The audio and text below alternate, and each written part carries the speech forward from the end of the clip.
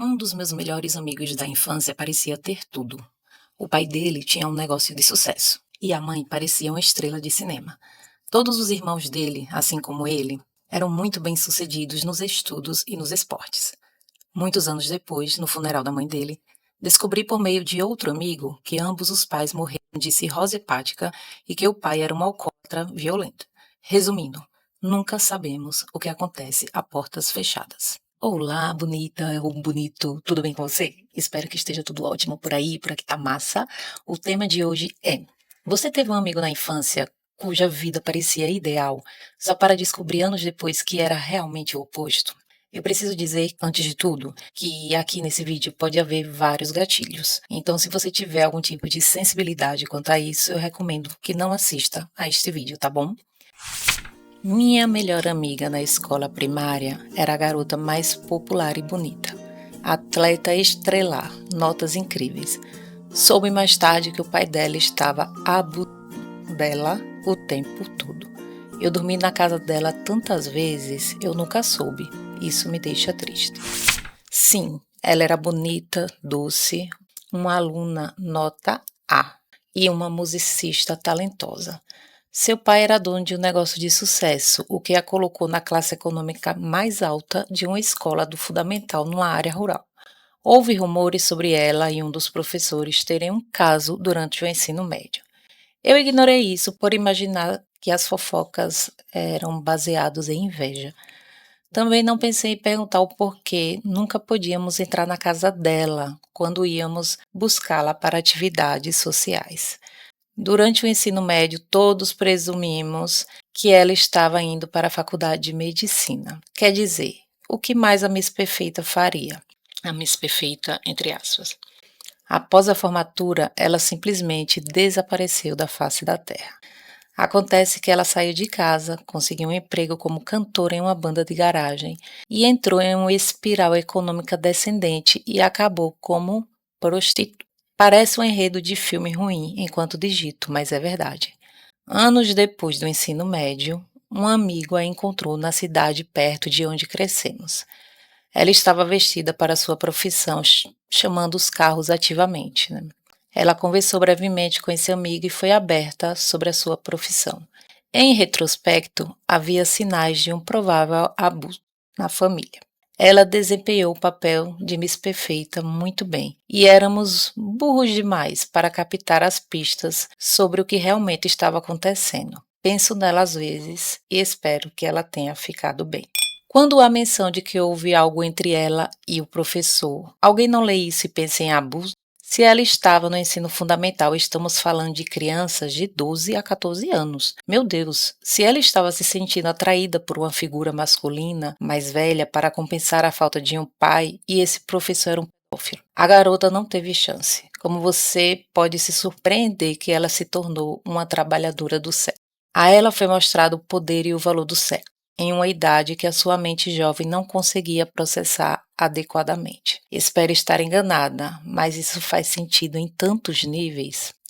Certamente não era minha intenção implicar que ela acabou em uma situação vergonhosa. A garota tem que comer. E sim, ela teve uma conversa bastante franca com um amigo que o encontrou, mas é um resultado muito diferente da vida de médica e dourada que todos nós assumimos que ela estava vivendo. Um garoto na escola era super popular, vestido com o último estilo, bonito, tinha a melhor e mais nova moto de neve, uma caminhonete legal. Começou no time de futebol universitário. Descobri na nossa casa dos 20 anos que ele se envolveu com metamina. Ficou limpo, mudou de vida. E depois ele tirou a própria vida. Me atingiu muito porque eu tinha inveja das habilidades dele e do que ele tinha. Temos um conhecido cujos pais sempre se vestiam com ternos de grife e coisas do tipo. Aí eles moravam nas casas mais caras, mas na verdade eles estavam atolados em dívidas. Ele confiou, né? Ele falou isso a um amigo. Os outros amigos dele não sabiam, mas ele achou um fardo tão grande que teve que compartilhar com esse amigo. Sim, ela morava ao lado da minha casa com os avós. Que divertido morar com os avós. Como os pais eram divorciados e os outros avós moravam na cidade, ela tinha 4 idas às compras de volta às aulas, 4 festas de aniversário, 4 natais. Como eu era uma criança que usava roupas de segunda mão, eu tinha uma certa inveja. Mas, só adulta, me perguntei o que realmente tinha acontecido para ela não poder morar com nenhum dos seus pais. Havia uma garota rica de quem eu era amigo na escola primária que morava em uma mansão. Fui à casa dela algumas vezes e tive inveja dela. Ela tentou no ensino médio, então eu diria que a vida dela não era tão boa quanto eu achava que era. Eu conheci um cara no colégio cuja família tinha um negócio de sucesso desde que ele era criança. Vamos chamá-lo de Jack. Gente, na verdade, ele colocou um outro nome, um nome mais incomum, tá? Vamos dizer que Jack seja um nome incomum. Isso foi durante o bloqueio dos Estados Unidos ao nosso país. Eu não sei de qual país ele está falando, mas enfim, ele explica aqui. Você não conseguia comprar nem chiclete e nem maçã, por exemplo. Então, essa família, né, do amigo dele, dessa pessoa, desse cara, né, que ele conhecia, essa família vendia roupas, sapatos, etc. Tudo contrabandeado para o país. Ele dava as melhores festas. Uma vez ele me perguntou como eu poderia me amar sendo tão pobre e miserável.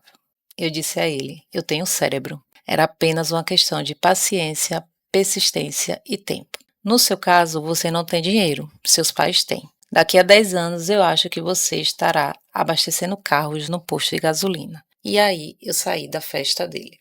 Um adendo aqui, né, que não é nenhum problema, né, trabalhar em posto de gasolina, mas eu acho que ele quis dizer, assim, que é um emprego fácil de conseguir nos Estados Unidos, né, ou nesse país que ele mora. Então, ele quis dizer que, bom, você não precisa ter nenhum doutorado, nenhum mestrado ou algo do tipo para trabalhar num posto de gasolina.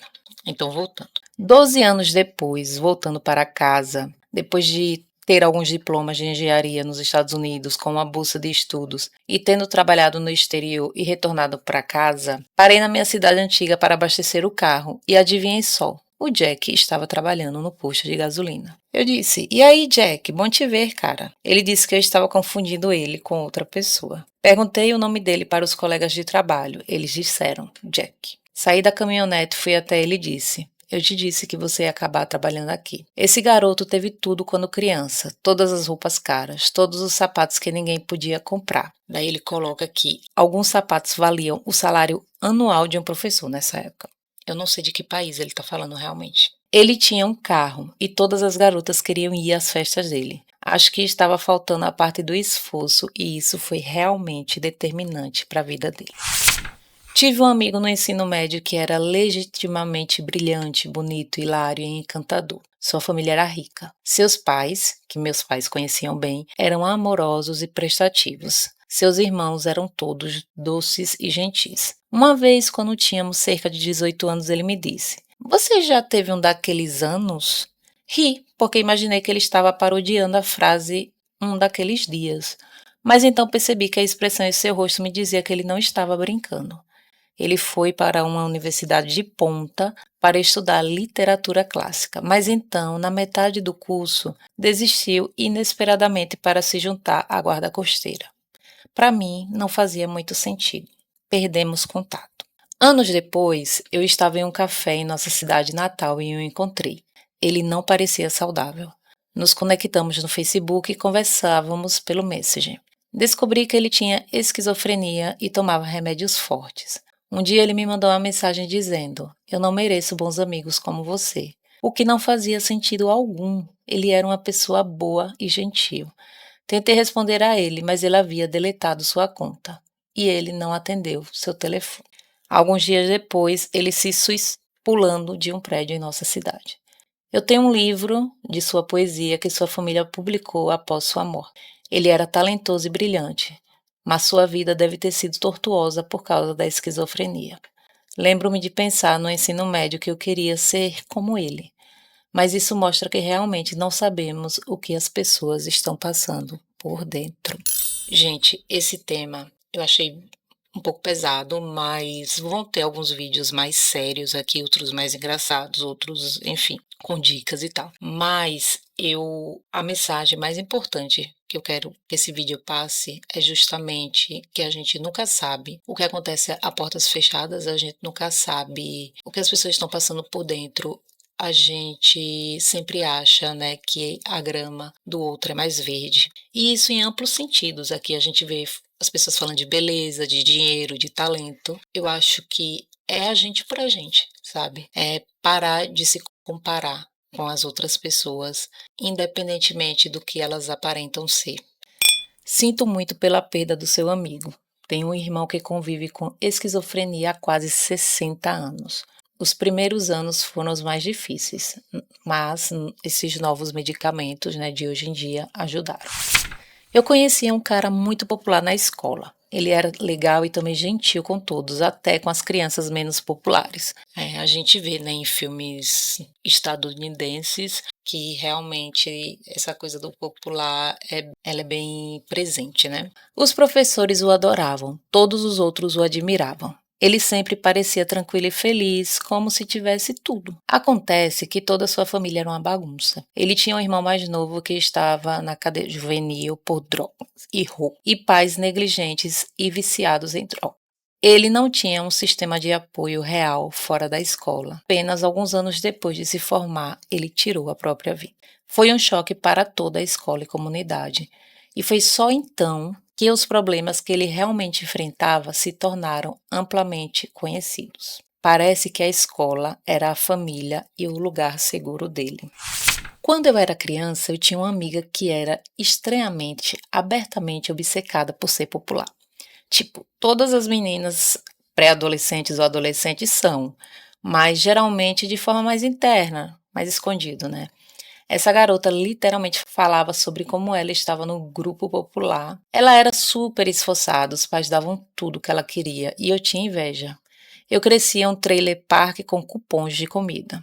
Isso também é uma coisa, né, cultural. Lá nos Estados Unidos tem muito essa coisa de pessoas mais pobres, né, morar em trailers. E também tem esses cupons de comida que você troca no supermercado, enfim. Uma vez eu estava na mansão dela, babando pelas 5 bonecas American Girl dela, todas originais, quando a mãe dela a chamou lá embaixo. Eu me esgueirei para o corredor, curiosa pra caramba, e eu vi ela sendo absolutamente repreendida por ter tirado um B no boletim.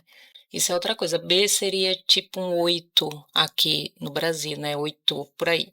Depois ouvi um tapa muito alto em alguma parte do corpo dela. Minha amiga subiu alguns minutos depois, obviamente tendo lavado o rosto e escondendo que tinha chorado, mas ainda com uma marca vermelha visível no rosto. Eu nunca mais tive inveja dela. Agora que sou adulta, vejo que a mãe dela vivia através das filhas. Ela queria que as filhas fossem as meninas super esforçadas, inteligentes e populares. Então ela gastava demais com elas e as pressionava à perfeição. Eu lembro distintamente de uma vez que a mãe dela fez questão de me mostrar como elas tinham refeito o quarto dela, quanto tinham gasto com ele, e se gabou do fato de que, aparentemente, outra garota viu o quarto dela e o copiou. Meu Deus. Um comportamento estranho para uma mulher adulta que, obviamente, não teve a experiência adolescente que sonhava e, naquele momento, estava impondo às filhas. Sou aquele amigo. Boas maneiras, boa frequência, boas notas, todo mundo queria ficar perto de mim e sempre perguntava por que eu não sorria. Por trás daquela imagem de criança perfeita, eu nunca queria ir para casa e eu tinha os meus motivos. Eu também sou essa amiga. Eu tinha boas notas e as pessoas tinham inveja de mim e da minha dedicação, sem saber que eu não consegui realizar meu maior sonho porque minha família teve alguém que trilhou esse caminho e ficou traumatizado. Estou falando do meu pai que quebrou porque tinha seu próprio negócio. Como resultado, fui desencorajada a estudar administração e aqui na Ásia, meus pais preferiam que eu tivesse um caminho de carreira e um emprego estável. Na verdade, as pessoas que me invejavam pelo meu sucesso acadêmico não sabem que eu fui impedida de realizar meu maior sonho. Estou em terapia para trabalhar minhas crenças limitantes e não tenho uma renda estável no momento, então é difícil. Tive uma amiga na adolescência que eu invejava porque a mãe dela deixava ela fazer o que quisesse. Ela saía para beber, andava de carros com garotos, etc. Meus pais tinham regras e limites. Eles eram tão amorosos, mas na época eu a achava tão sortuda. Anos depois, ela disse que adorava ir jantar na minha casa porque a família dela nunca sentava junto à mesa. A mãe dela acabou dormindo com um dos amigos dela do ensino médio e o pai dela nunca esteve presente. E então foi aí que eu percebi que eu que era sortuda nessa história. Isso soa incrivelmente similar à minha história. A única diferença é que minha mãe não só dormiu com meus amigos homens, mas também dormiu com o cara com quem eu perdi minha virgindade. Eu tinha 16 anos. Como dizem, a grama é mais verde do outro lado. Eu sou essa amiga. Tive uma infância em casa muito confortável. Era uma aluna e atleta de alto desempenho. A portas fechadas, no entanto, eu era uma criança solitária, assustada, em uma casa caótica. Meu pai era abusivo e para lidar com isso, minha mãe bebia, tomava remédios controlados e sofria de transtorno alimentar. Meu pai era do tipo, o que é que os vizinhos iriam pensar? E era muito cuidadoso para sempre se comportar bem fora de casa. Acho que as pessoas que me conheciam ficariam chocadas ao descobrir como era realmente a minha vida em casa. Por exemplo, houve um período na minha adolescência em que, depois da escola, minha mãe ameaçava se matar de várias maneiras. Pegar o carro e causar um acidente intencionalmente e se enforcar no porão eram duas de suas favoritas. Passei muito tempo chorando, implorando, tirando as chaves do carro e escondendo pedaços de corda. Meu Deus, isso é muito forte. Isso é muito pesado para uma criança ou um adolescente. Então meu pai chegava em casa às 5 da tarde e ela fingia que nada tinha acontecido. Nunca contei a ninguém porque me sentia envergonhada e certa de que ninguém acreditaria em mim. E que se alguém acreditasse, isso só pioraria as coisas. Daí algumas pessoas, fazem algumas perguntas e tal, e ela responde. O primeiro passo para a sobrevivência foi sair de casa pouquíssimo tempo depois de me formar no ensino médio e ter pouco ou nenhum contato com os pais por alguns anos. Minha mãe faleceu primeiro e meu pai se mudou para mais perto de mim, mas felizmente não perto o suficiente para eu ter que lidar com ele todos os dias. Após um período de luto, ele realmente se tornou uma pessoa muito melhor e foi um avô dedicado para os meus dois filhos pequenos. Nunca falei com ele sobre nossa vida familiar, porque ele era um mestre em manipulação e eu não queria me submeter a isso novamente. Embora eu visitasse regularmente, tínhamos um relacionamento um tanto distante, mesmo que eu o amasse. Depois que ele morreu, levou vários anos, mas consegui refletir sobre o tempo com honestidade e compaixão, porque os três sofremos naquele ambiente tóxico. Acho que dos três foi a minha mãe que mais sofreu, e chorei muitas vezes desejando que a sua vida tivesse sido melhor. Uma vez ela caiu na parte da escada que levava ao porão e fiquei horrorizada, chorei. Implorei que ela fosse para o hospital. Ela me disse que não, me proibiu de contar ao meu pai. Preparou o jantar que estava perfeitamente pronto às 5 da tarde. Comemos em silêncio e meu pai deve ter sentido que algo estava errado, mas nem perguntou.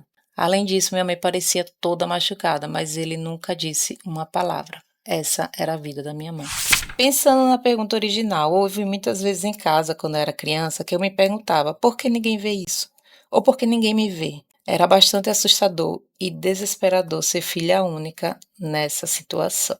Para ser honesto, eu parecia ser essa pessoa, porque eu fiz um bom trabalho fingindo e compartimentalizando sem revelar minhas cartas para ninguém. Eu não tenho nenhum conselho, exceto que é por isso que eu tento ao máximo praticar a regra de ouro com cada pessoa. Porque você nunca sabe o que alguém está passando. E mesmo que alguém tenha tudo, isso não significa que eles não possam se machucar também. Eu acho que esse foi o comentário mais incrível de todos.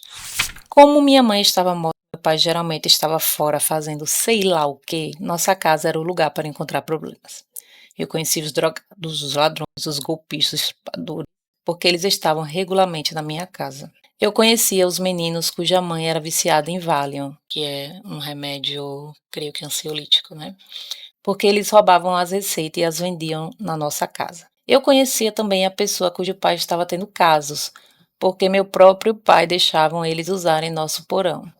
Daí, semanalmente, eu via essas mesmas pessoas vestidas para ir à igreja, indo para suas férias de esqui ou recebendo prêmios na escola ou no trabalho. Tenho filhos agora e conheci outra mãe na escola que aparentemente tinha tudo. Carro bonito, filho e marido bonitos. Férias no exterior, etc. Acontece que o marido costumava bater nela, aonde as marcas podiam ser facilmente escondidas. Ela me mostrou um dia onde ele a bateu antes da corrida escolar com o cabo de uma escova de cabelo. Ela não saiu. Ela disse que era um pequeno preço a pagar pelo. Nossa, gente, um pequeno. Ela disse que era um pequeno preço a pagar pelo estilo de vida que tinha com o marido. Seu único filho se tornou padre e se mudou. Meus pais me odiavam e eram muito abusivos, então eu nunca vi as aparências públicas de ninguém como representativas do que acontecia a portas fechadas. Eu era a garota bonita de uma família rica que tinha tudo o que queria e sempre parecia ótima para os outros. No entanto, minha mãe tinha problemas de saúde e estava morrendo desde os meus 12 anos, até que finalmente faleceu. Meu pai era alcoólatra e verbal e fisicamente abusivo. Meu irmão era o favorito e se sentia no direito de tudo. Nós não nos falamos já tem 20 anos. Era pura sobrevivência e cada um por si. Aqueles foram meus anos de adolescência. Passei uma vida inteira tentando superar o trauma e encontrar a paz. Posso honestamente dizer que agora consegui isso, mas levou 60 anos. Conheci um cara na escola há algum tempo atrás. Ele tinha pais ricos, era uma família perfeita. Ele era extremamente esforçado e também uma boa pessoa. 10 anos depois de nos formarmos na faculdade, ele mandou uma mensagem aleatória para nosso grupo de chat. Um amigo telefonou para ele para dar um oi, já que ele não era tão ativo no chat. Resumindo, descobriu-se que ele enlouqueceu completamente e teve que ser internado em um hospital psiquiátrico. Ela era líder de torcida, presidente do Grêmio Estudantil e da Sociedade de Honra, protagonista da peça escolar todos os anos e foi eleita rainha do baile. A família dela morava na melhor parte da cidade. Ela era a garota de ouro. Na nossa reunião de 25 anos, descobri que o irmão mais novo dela havia se suicidado porque o pai era fisicamente abusivo e se relacionava com todos os membros da família. Cresci numa casa assim, uma casa, não um lar. Eu era esta amiga. Por fora, parecia que eu tinha uma infância idílica. Notas excelentes, amiga de todo mundo, nunca sofri bullying. Presidente da Sociedade de Honra, envolvida em todas as atividades da escola, super dedicada, destinada a grandes coisas. Eu parecia viver uma vida muito encantada. Eu era amiga de todo mundo, mas não tinha amigos de verdade. Tirava notas excelentes e me superava porque nada do que eu fazia era bom o suficiente para minha mãe. Se eu tirasse 95, não havia orgulho ou, entre aspas, bom trabalho. Só me perguntava por que não era 100. Se eu tirasse 100 era, entre aspas, bem, por que você não fez o trabalho extra? Minha mãe era super paranoica. Na realidade, eu nunca dei um passo errado. Eu segui todas as regras a ponto de neurose, porque eu tinha muito medo de fazer uma coisa errada. Como minha mãe era tão paranoica, eu não tinha privacidade, não podia sair com meus amigos. Provavelmente por isso eu não tinha amigos de verdade. Porque, claro, entre aspas, nós só iríamos nos meter em problemas. Era sufocante. Eu estava extremamente deprimida. Mas não podia pedir ajuda porque minha mãe me diria que eu não tinha motivos para estar deprimida e que eu precisava simplesmente não ser uma adolescente dramática. No terceiro ano, durante um debate na sala de aula, um dos meus amigos disse algo como: "O que você sabe? Sua vida é perfeita." Daí eu surtei e joguei meu livro de literatura inglesa nele e comecei a soluçar descontroladamente. Fui levada para a orientadora escolar, que basicamente disse a meus pais que eles precisavam me levar a um terapeuta. As coisas melhoraram um pouco a partir daí e foi aí que eu consegui ir para a faculdade. Essas duas últimas histórias eu deixei porque eu adorei o desfecho. Então, para finalizar com coisas boas, né? Eu estava no ensino fundamental e era nessa escola que crianças de todas as partes da cidade estudavam juntas. Um garoto que conheci veio do lado da cidade que era meio que conhecido assim como lado ruim, né? Ele andava com seu grupo de amigos que fumavam maconha. Então eu o conheci na sétima e oitava série e conversei um pouco com ele no ensino médio. Depois de alguns anos, eu o encontrei no consultório médico, mais ou menos uns 12 anos depois do ensino médio. E ele era um vendedor de produtos farmacêuticos. Ele tinha ido para a faculdade de farmácia. Cerca de 20 anos depois disso, pesquisei seu nome no Google e ele havia voltado a estudar e se tornado dermatologista. Fiquei feliz por ele. Você nunca sabe para onde a vida vai levá-lo. Ela era minha melhor amiga. Parecia sempre estar ganhando coisas novas, as últimas roupas da moda, etc. Sim, o que os outros não sabiam era que atrás de cada item novo havia hematomas e uma surra. A TV nova, sim, foi porque a antiga tinha sido jogada na cabeça dela com raiva. Enquanto todos os outros estavam verdes de inveja, eu estava doente de medo por ela, com medo de que um dia a surra fosse longe demais. Estou grata em dizer que ela conseguiu finalmente escapar dessa situação. Então por hoje é isso, gente. Espero que a mensagem tenha sido passada. Curta, se você gostou, se inscreva e nos vemos no próximo vídeo. Um cheiro.